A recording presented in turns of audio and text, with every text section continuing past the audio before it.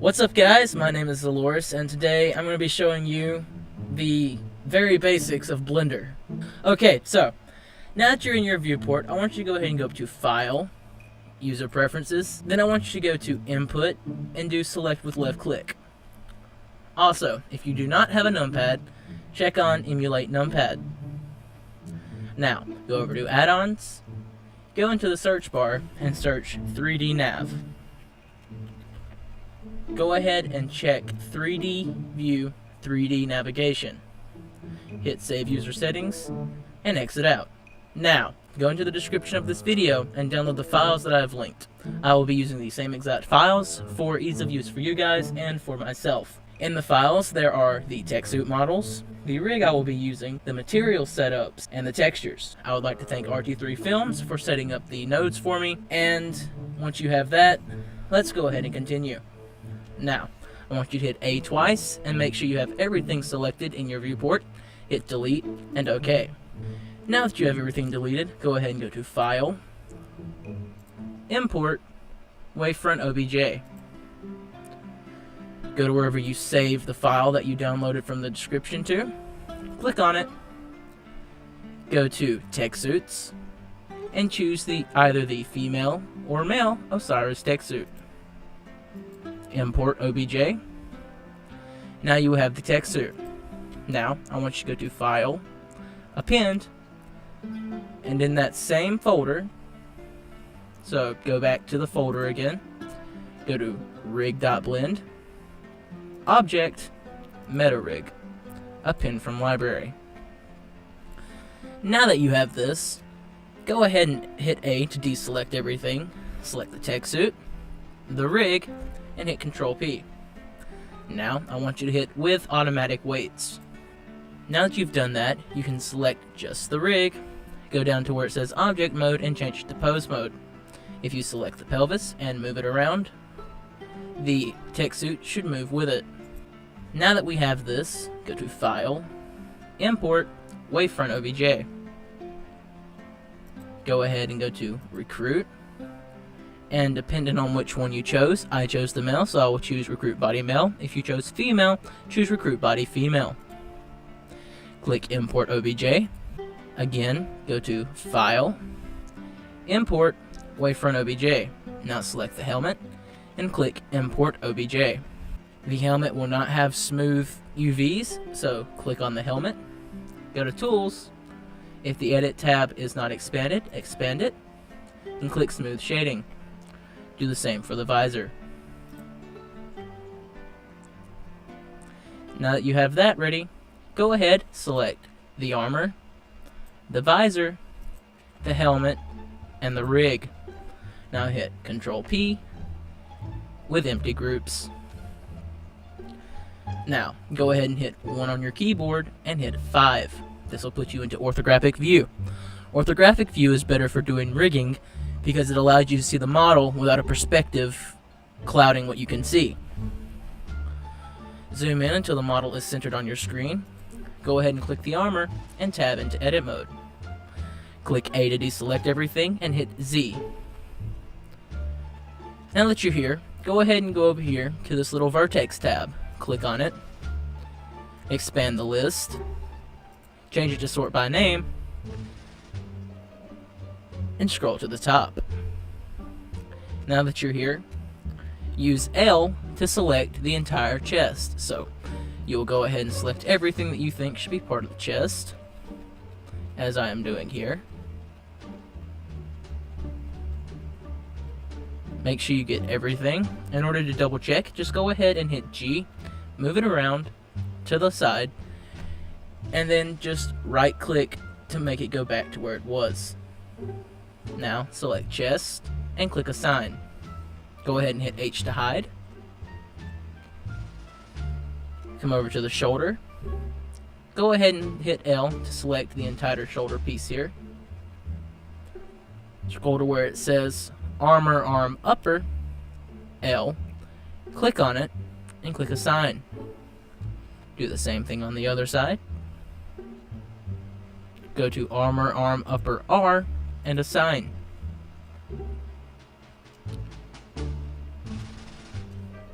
Go back to the left forearm. Go ahead and select the entire armor piece for the forearm.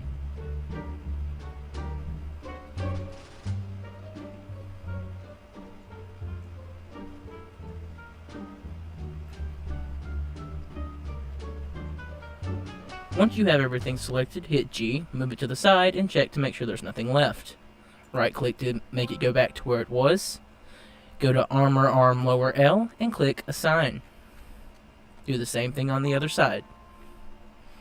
So select everything that you think should go to the forearm.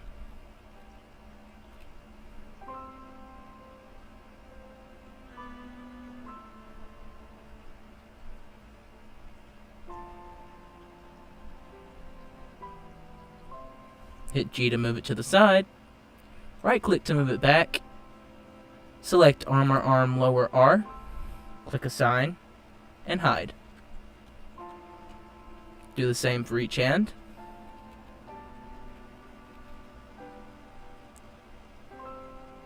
Scroll to where it says Hand R and click Assign. Now the other side.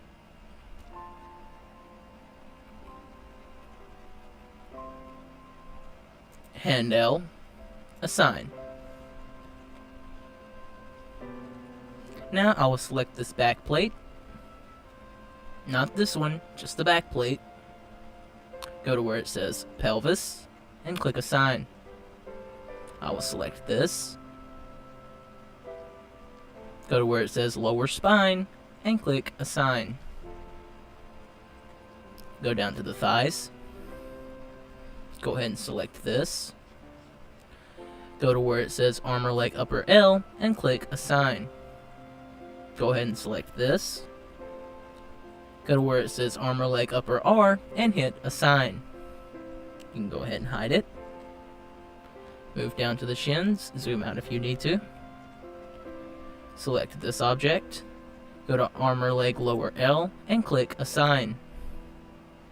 Next, do the same thing on the other side and click Assign. I would suggest moving the view. Let's go ahead and get it lined up with this foot. Rotate it a bit. Go ahead and select this. Go to where it says Heel L and click Assign. Do the same thing on the other side. Now, select these two. Go to where it says Foot L and click Assign. Same thing on the other side. Foot R and click Assign. Select this bone. Select this object. Go to where it says Toe L and click Assign. Same thing on the other side. Toe R and click Assign. Move up to the fingers. Make sure your view is lined up well with the fingers. Rotate it. Change this to Sort by Heterocy. Move the list down a bit to expand it. Go to where it says Middle L through Pinky L. Go ahead and select this object and go to Middle L1. Assign. Repeat this step for all of the finger bones. Make sure you are on L, because if you are on R, then it will mess it up.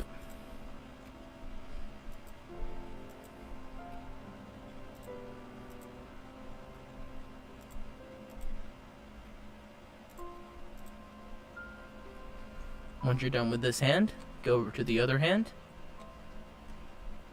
rotate the view, and go to where it says Middle R.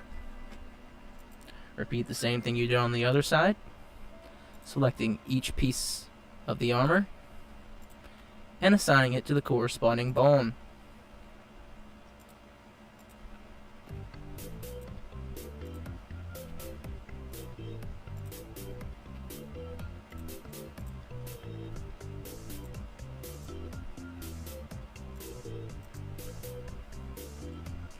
Now that you have this done, you may hit Alt-H to unhide everything, hit Tab, and hit Z again. This will bring you back into solid view. Now, select your armature and change it to pose mode. Move around the pelvis to make sure the armor is hooked to the bones correctly. As you can see, everything moves with the right bone. Go ahead and right click to snap it back to its position. Hit A to deselect and Control Tab. Now, select the helmet or the visor, hit Tab, hit A twice, go to where it says head and click Assign. Do the same thing for the other. Hit A twice, go to where it says head and click Assign. Now we will move on to texturing your Spartan. So, go ahead and select the text suit, go to File, Append, go to wherever you have the tutorial file saved, go to Halo 5 Armor _ Visor Materials, go to Material, and Multiplayer Materials. Go to the text suit, go to Multiplayer Materials, and add it. Now, you need to change to Cycles Render. Once in Cycles Render, click here and drag this over to the side. Change it to the Node Editor. Now, this may look confusing, but I'll explain it for you. This is where the diffuse texture goes. The diffuse texture is the base color. It is what you will actually see. This is where the control texture goes. The control texture controls the primary and secondary colors. This is where the normal texture goes. The normal makes the model look more detailed than it actually is. Now, go ahead and go to the top one, go to Open, go to wherever you have the text suits at, select the corresponding pack to whatever text suit you selected. I selected male, so I will do male Osiris text suit, and bring in the diffuse texture. Now, go down to the second one, go to Open, go back to that same file, and go to the control texture. Now, click this little picture and choose Male Osiris Text Suit Control. Do the same thing for the next one, Male Osiris Text Suit Control. For the bottom one, hit Open, go back to that same file, and click Male Osiris Text Suit Normal. Now, click on this. Make sure you have the property panels open by clicking in, and check off Use Alpha. Do the same thing on the normal map. Check off Use Alpha. Now, select the middle control texture, turn off Use Alpha, click the little 3, and turn back on Use Alpha. These two will now have it off, and the middle one will have it on. This is very important. Now, in order to control the primary and secondaries, you can go ahead and come down here and go to Material View. This one controls the primary colors, and this one controls the secondary colors.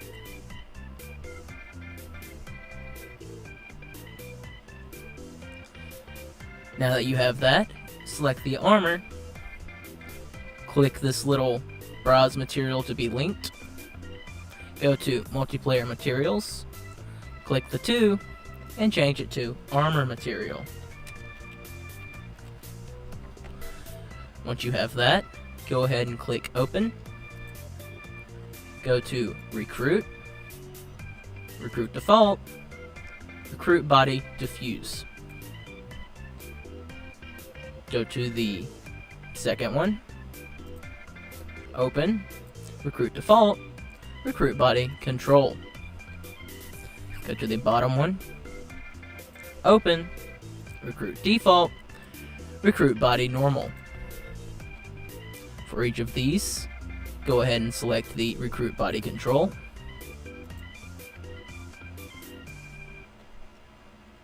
Now select the middle one, turn off Use Alpha, click the 3, and turn back on Use Alpha. Select the helmet, go to Armor Material, click the little 2, and change it to Helmet Material.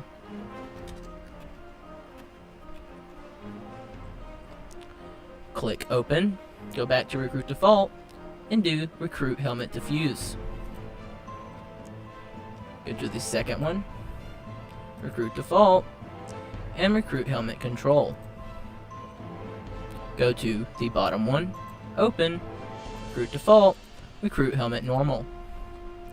Now, for each of these, select Recruit Helmet Control. Go to the middle one, turn off Use Alpha, click the 3, turn on Use Alpha. Again, go to the bottom and top one as well and turn off Use Alpha. Now, go to the visor, go to File, Append, make sure you go back to the armor_visor materials.blend and choose Visor Materials. Now, click the little material drop down and choose Visor Materials. Go to this one, which is the top one, and select Recruit Helmet Diffuse. Now, this is where you need to be careful. For the second one, you will choose the helmet control that is not clear, meaning the helmet control that does not have the alpha enabled. The way you can tell is that this one will be brighter than the one without the alpha. Notice how this one is clear and this one is not. So, for the second one, you will select the one which is not clear. For the third one, you will select the one which is clear. For the bottom one, you will select the normal. The way that this works is that on the visor, this is the color that's actually reflecting towards you. This is the color that will be in the background. So I'll go ahead and set this back to white. And we are done texturing. Now, just in case you tried to do a different variant of the Recruit armor, the only thing you will change is the diffuse and control textures. Each armor uses the same normal map even if it's a different variant. So, you will just repeat the processes I just showed you in order to do the same thing. Now, you can go ahead and go back into perspective view and hit 1. Now that you have finished rigging and texturing your model, we can now start animating. Firstly, I would suggest coming up here and changing this to animation. It'll bring it to this tab. Your textures will no longer be showing, but that is quite okay. I will explain what each of these do. So, this is the dope sheet. This is the graph editor, and this is the timeline. The timeline is where you can see what frame you're on, and where you can scrub through the animation easily. Graph editor is where you can adjust curves of the animation. And the dope sheet helps you adjust the location of keyframes. Now, for those of you who are from SFM, I will suggest coming down here, go into View, and Show Seconds. Now that you have Show Seconds on, come over here, click on this where it says Active Keying Set Used to Insert Delete Keyframes. Click on it, and choose Lock Rot Scale. Go ahead and click on this for automatic keyframe insertion. Now that you have that, go ahead and select your armature and change it to pose mode. A shortcut for pose mode is Control Tab. Now that you are in pose mode, I would suggest selecting everything and putting in a keyframe. Also, I would suggest coming up here, clicking this arrow, and just clicking this. It will only display the things you have selected. Now that you have that done, you can go ahead and begin posing. So, to move, you can move this. To rotate, you can either hit R, or you can put on the rotation, and if you really want to, you can put on the location and rotation movers at the same time.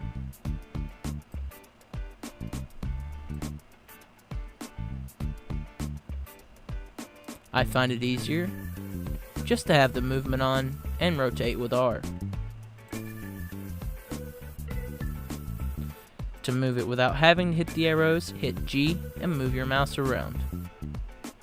If you don't like the way Blender moves around, you can hit Shift F and use WASD to move around. You will also use your mouse to point in the direction. If you scroll the scroll wheel up, you will move faster, and if you scroll it down, you will move slower. Now that you have your character in a pose that you like, you can scrub forward a few frames. So for this instance, I'm going to 1 second, and I'm going to move him to another pose. If you are having trouble where you keep on selecting your object, just come over here, click a plus on the meta rig, and check off each of these for the actual models. It'll make it to where you cannot select them, which may help you animating. For this rig, this bone controls the way the elbow moves, and this bone controls the way that the knee moves. If you would like to rotate on a specific axis, in this case X, hit R and then X. It will now only rotate on that selected axis. Now that you have your character in a pose that you like, you can go ahead and scrub the timeline to see him move, or you can go to the beginning and click Alt-A. It will play the animation. Now that you have your animation to the length that you would like, go to the last keyframe, or wherever you would like it to end. Look here to see what the amount of frames is. Select it, go Control C, go to where it says end, and hit Control V, and click Enter.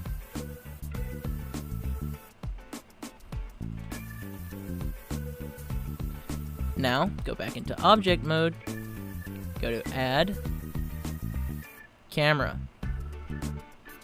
Go ahead and hit Control-Alt-0.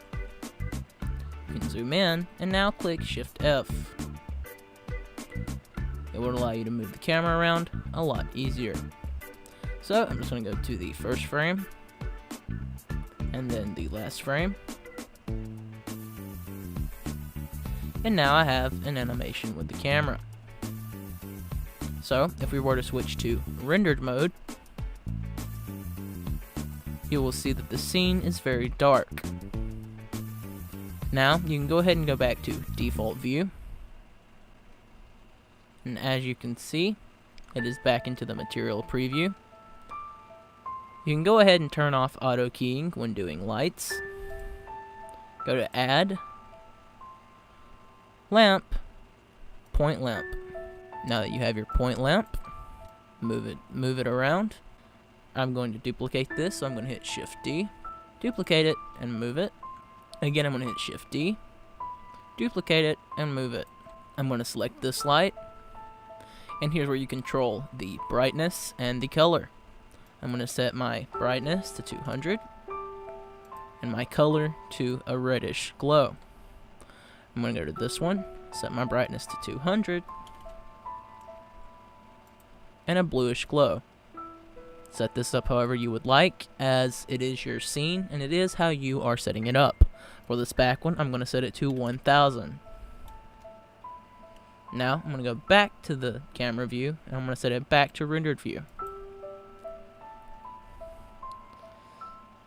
As you can see, we have a very nice looking scene. Go ahead and go back to solid view. Come over to the render tab. I will suggest setting your resolution to 100. Going down to sampling and setting it to 500. And now we come to the more difficult part. Depending on whether you would like to render out into a video format or in PNGs to later put into a video format is up to you. Each has their own benefits and their own downsides. Rendering out to PNGs means you may have to render twice, but the second render is a lot faster.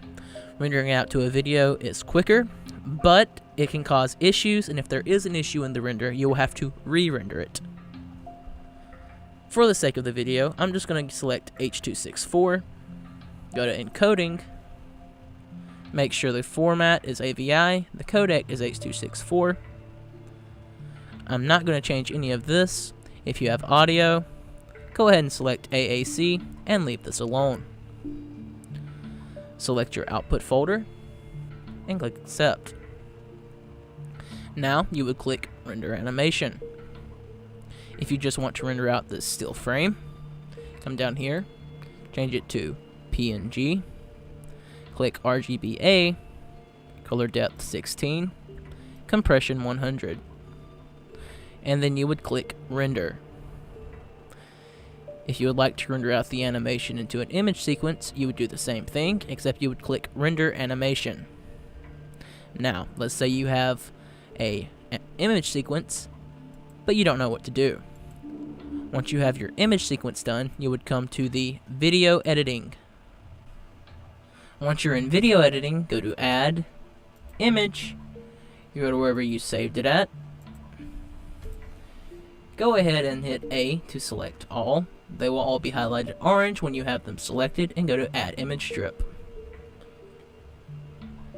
Now you will go to the default view, come over here to the render tab,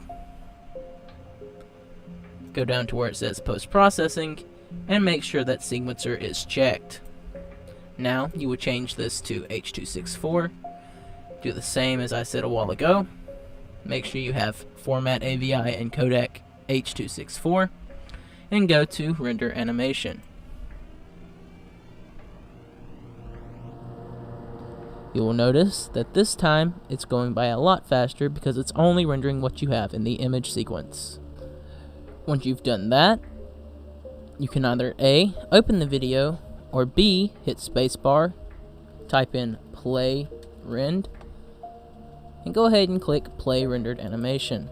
It will take it just a second, and then it will play your rendered animation for you. Here's mine.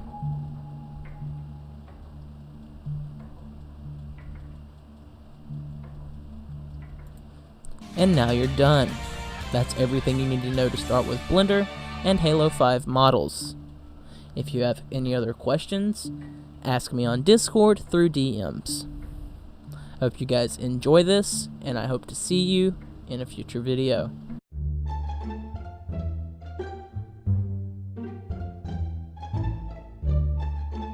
And hit 1. Oh, please kill me.